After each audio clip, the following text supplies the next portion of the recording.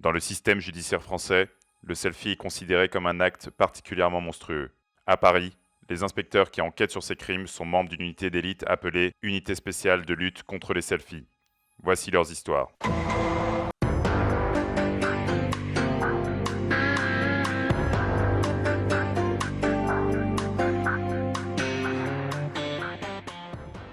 On a tous fait un selfie à un moment ou à un autre. On est tous coupables de narcissisme, victimes de cette mode qui nous pousse au pire. Tu ne connais pas le pouvoir du côté obscur. Une mode qui, en l'espace de quelques années, a littéralement envahi les réseaux sociaux. Aujourd'hui, tout événement devient une excuse pour faire des selfies. Soirées entre amis, vacances en famille, épilation du maillot et j'en passe. Mais d'où nous vient cette étrange manie? L'humanité serait-elle devenue plus narcissique depuis l'invention des smartphones et des réseaux sociaux? Moi je m'aime donc c'est le principal, voilà. Eh bien peut-être pas, car nos ancêtres aussi avaient leurs petits travers égocentriques. Miroir magique au mur, qui a beauté parfaite et pure? En France, c'est au XVIIe siècle que le selfie de l'époque, à savoir le portrait, s'impose comme une véritable mode. Une tendance inspirée par l'un des plus gros influenceurs du siècle, Louis XIV, plus connu sous le pseudo de Loulou. Et oui, le portrait est l'équivalent de ce que le selfie est à notre époque, un outil pour se faire voir et même bien voir. Alors la prochaine fois que vous verrez des portraits dans un musée, dites-vous bien que c'est comme si vous parcouriez le fil Instagram de l'époque. Tu fous ma gueule, toi? Dans cet épisode, nous allons voir qu'il existe plus de points communs qu'il n'y paraît entre cette vieille croûte du XVIIe siècle et le selfie de votre tante sur la plage de Berck-sur-Mer. Je ne vous apprends rien si je vous dis que la fonction première d'un selfie est de se la péter. En effet, le selfie est le meilleur moyen de se mettre en valeur tout en gardant un certain contrôle sur son image. Grâce à lui, chaque individu a la possibilité de faire sa propre publicité, de montrer la meilleure version de lui-même, du moins aux yeux de la société. De la même façon que la publicité s'évertue quotidiennement à nous convaincre de la génialicitude des produits qu'elle vend, nous cherchons à persuader notre auditoire que l'image que nous offrons de nous à travers le selfie s'apparente à la réalité. C'est un peu comme avec un Big Mac. Le selfie devient ainsi un outil de promotion individuelle, tout comme le portrait sous le règne de Louis XIV. Un règne qui marque l'apogée de la monarchie absolue, autrement dit la centralisation du pouvoir aux mains d'un seul et même homme. Mais pour qu'un tel système fonctionne et que le peuple ne trouve rien à y redire, le roi se doit de soigner sa communication. Bonjour et bienvenue, je suis Florence, consultante en management. Je vais vous présenter les techniques et astuces pour gérer votre communication face à un groupe. Et à une époque où la photo et la vidéo n'existent pas, le portrait apparaît comme une arme de propagande redoutable. En parfait influenceur qu'il est, Louis XIV parvient ainsi à faire naître un goût général pour la représentation de soi. L'art de la propagande n'est donc pas seulement exploité à des fins politiques, mais a également pour ambition de servir l'individu. Cependant, pour qu'un portrait réussisse son opération de propagande, il se doit de respecter certaines règles de base et notamment les canons de beauté en vigueur à l'époque.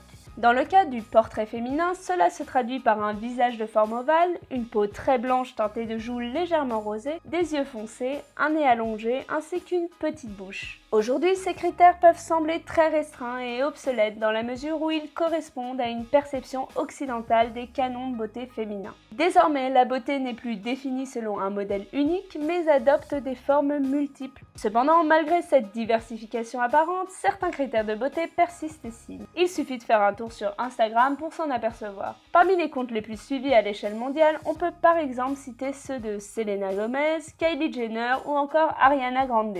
Le point commun entre ces trois personnalités, un regard de biche, un petit nez fin, des lèvres pulpeuses ainsi qu'un maquillage prononcé. Si les traits s'éloignent ici fortement de ceux des modèles sous Louis XIV, on retrouve malgré tout cette même recherche d'idéalisation. À l'époque comme aujourd'hui, plus le modèle se rapproche de la poupée, plus son selfie ou son portrait aura de chances d'obtenir des critiques favorables. Cette quête de perfection explique pourquoi ces clichés ou peintures nous apparaissent comme stéréotypés. Les visages passent et se ressemblent, voire se confondent entre eux. C'est là tout le paradoxe de ces deux modes de représentation. Le modèle doit à la fois se plier aux normes esthétiques de l'époque sans toutefois perdre sa singularité lui permettant de se démarquer. Et en plus d'être beau et facilement identifiable, il faut également être débordant de jeunesse.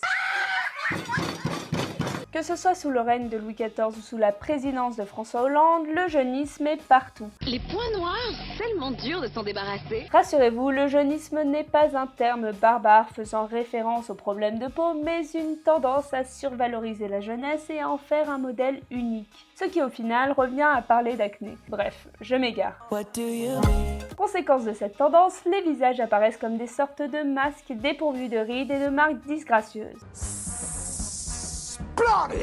Et ce, quel que soit l'âge du modèle. N'est-ce pas Madonna? Mais quel peut bien être le secret d'un teint si éclatant? Et non, ce ne sont pas les 5 fruits et légumes préconisés par le ministère de la Santé, mais plutôt le pouvoir de la retouche. Aujourd'hui, avec l'avènement des applications et logiciels de retouche photo, il devient un jeu d'enfant de paraître jeune et beau. Cependant, il convient d'observer que cette obsession de la jeunesse touche davantage les représentations féminines. Si aujourd'hui cette mode n'épargne pas les hommes, le selfie masculin a tendance à se focaliser sur la condition physique plutôt que sur le caractère juvénile de l'individu. Il en est de même pour le portrait masculin sous Louis XIV, qui délaisse cette quête de perfection au profit d'une mise en valeur de la fonction exercée par le modèle. Ainsi, le jeunisme constitue un véritable casse-tête esthétique pour les femmes qui ne doivent jamais perdre de vue la fraîcheur de l'ère post-adolescente. Devenu l'un des spécialistes mondiaux en matière d'estime de soi, Instagram témoigne quotidiennement de cette soif d'immortalité. La mode du no make-up, traduisée sans maquillage, en est un parfait exemple. En effet, ces dernières années, on a pu observer qu'un grand nombre de célébrités s'adonnaient à la pratique du selfie sans maquillage. Si la démarche semble a priori intéressante, elle reste très superficielle. Car même sans artifice, ces personnalités trouvent le moyen de paraître aussi fraîches que la rosée du matin grâce à de subtils jeux d'ombre et de lumière, voire à quelques interventions de chirurgie plastique. On pourrait penser que ce rapport obsessionnel à la jeunesse est une caractéristique propre à notre époque dans laquelle l'apparence physique semble régner en maître. Et pourtant, il n'en est rien. Et ce n'est pas Loulou qui dira le contraire. Dès lors qu'il s'agit d'exposer son image, les courtisans témoignent de préoccupations tout aussi superficielles. Ainsi, il arrive très souvent que les modèles posant pour les portraits soient volontairement rajeunis. Le pinceau du peintre s'apparentant alors aux applications de retouche actuelles et autres filtres en tout genre. Il n'est également pas anodin pour un modèle de demander à ce que son portrait, une fois achevé, soit retouché s'il considère qu'il ne le sublime pas assez. L'image de ces personnalités de l'époque est tellement importante que l'on assiste à un certain nombre de procès remettant en question le travail du peintre. C'est un peu comme si aujourd'hui on attaquait son propre smartphone en justice pour cause de selfies ratés. En même temps, lorsque l'on sait que les portraits féminins sont fréquemment utilisés pour convaincre les futurs époux, il y a de quoi avoir la pression. En effet, dans le cas de mariages princiers ou royaux, le portrait permet de donner un aperçu d'une potentielle fiancée sans même avoir à la rencontrer. Pratique? Finalement, c'est exactement comme sur Tinder, il faut toujours bien examiner la photo avant d'accepter un match. Et à l'époque, pour mettre toutes les chances de son côté, mieux vaut ne pas lésiner sur les accessoires. Vêtements de soie et de velours, bijoux, attributs mythologiques, tous les moyens sont bons pour faire naître la flamme du désir. Mais à force de vouloir trop en faire, les accessoires finissent par prendre le dessus sur l'individu représenté. Face à des visages lissés à l'extrême, les accessoires s'imposent comme des protagonistes à part entière, faisant parfois preuve de plus de vitalité que les visages des modèles. Ce qui a tendance à agacer certains peintres de l'époque. La prolifération de ces accessoires en peinture est aujourd'hui comparable à la multiplication des filtres Snapchat qui cherchent à mettre en valeur un visage ou au contraire à en exagérer les traits dans le but de susciter une émotion chez le spectateur. Et une fois de plus, ces filtres sont coupables de jeunisme. Tous plus régressifs les uns que les autres, ils nous replongent volontairement dans l'univers du dessin animé. Le succès rencontré par ce type d'application s'explique relativement facilement. Non seulement ces filtres offrent la possibilité aux utilisateurs de se replonger en enfance, mais en plus de cela, ils leur permettent de figer cet instant d'insouciance. L'arrêt sur image se transformant en halte dans le temps. De la même manière, le portrait permet d'immortaliser un instant de vie. Il a donc deux fonctions principales. D'une part, il fixe sur la toile l'image idéalisée d'un individu. D'autre part, il s'inscrit dans le prolongement de son existence à une époque où l'espérance de vie est réduite. Et c'est là que le terme immortalisé prend tout son sens, car le portrait prodigue au modèle un supplément de vie. Il le rend immortel et le propulse au rang d'icône.